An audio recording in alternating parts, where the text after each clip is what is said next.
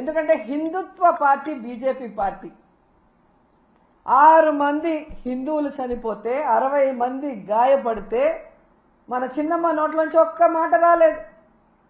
ఎవరు దీనికి కారణమో వాళ్ళ మీద క్రిమినల్ కేసులు పెట్టాలని డిమాండ్ చేయడానికి చిన్నమ్మకు నోరు రాలేదు. అనవసర విషయాలప్పుడు మాత్రం ఎంత నోరేసుకొని వస్తుందో మనం చూసాం. మొన్న విజయవాడలో కూడా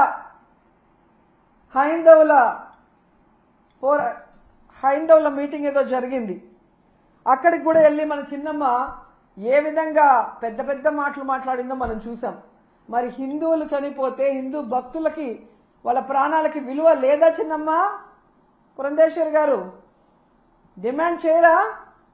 మోడీ గారికి చెప్పండి, ఎవరు తప్పు చేశారో వాళ్ళ మీద క్రిమినల్ కేసులు పెట్టి లోపలేయమని చెప్పండి.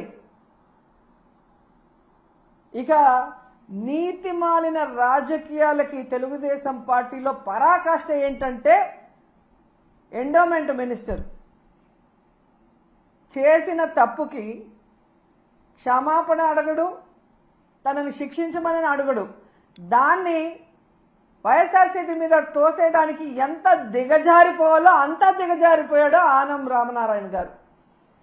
జగన్మోహన్ రెడ్డి గారంట చంద్రబాబు నాయుడిని ఈ ప్రభుత్వాన్ని తిట్టడానికి డబ్బులు ఇచ్చాడంట.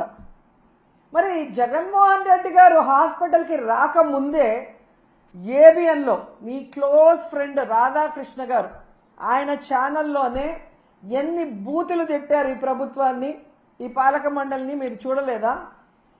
రాధాకృష్ణ గారికి మేము డబ్బులు ఇస్తే తిట్టారా మీ ప్రభుత్వాన్ని? మిమ్మల్ని ఎన్టీవీలో ఎంత ఘోరంగా తిట్టారు ఈ ప్రభుత్వం చేసిన ఏర్పాట్లు కానీ ప్రజల ప్రాణాలు ఎలా తీశారన్న విషయాన్ని. మరి ఎన్టీవీ వాళ్ళకి మేము డబ్బులు ఇస్తే మిమ్మల్ని తిట్టారా? ఇక మీ పసుపు ఛానల్ ఈటీవీ, మరి రామోజీ గారి అబ్బాయి కూడా ఈరోజు ఈ ఎండోమెంట్ పాలక మండలి అలాగే ఈ ప్రభుత్వం వల్ల భక్తులు ఎంత నరకయాతన పడ్డారో కళ్ళారా కనిపించేలాగా చూపించారు కదా. వాళ్ళు కూడా మా దగ్గర డబ్బులు తీసుకొని మిమ్మల్ని తిట్టారా?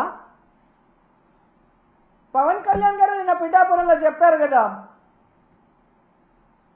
ఆ భక్తుల దగ్గరికి వెళ్ళి దెబ్బలు తగిలిన వాళ్ళ దగ్గరికి వెళ్తే వాళ్ళు పడిన బాధ చూస్తే నేను కరిగిపోయాను, నా కళ్ళ నిండా నీళ్లు వచ్చాయని చెప్పారు. ఆయన కూడా మేము డబ్బులు ఇచ్చి మాట్లాడమన్నామా? ఏం మాట్లాడుతున్నారు ఆనం రామనారాయణ గారు? మీ సీనియారిటీ ఎంత? ఆ సీనియారిటీతో మీరు ఇక్కడికి వచ్చి కూర్చొని భక్తులకు అన్ని సౌకర్యాలు కల్పించి సేఫ్గా వాళ్ళకి దర్శనం చేసి పంపించాల్సింది పోయి ఇంత దిగజారుడుతనంగా మీరు మాట్లాడటం నిజంగా సిగ్గుచేటని కూడా ఈ సందర్భంగా తెలియజేసుకుంటున్నా.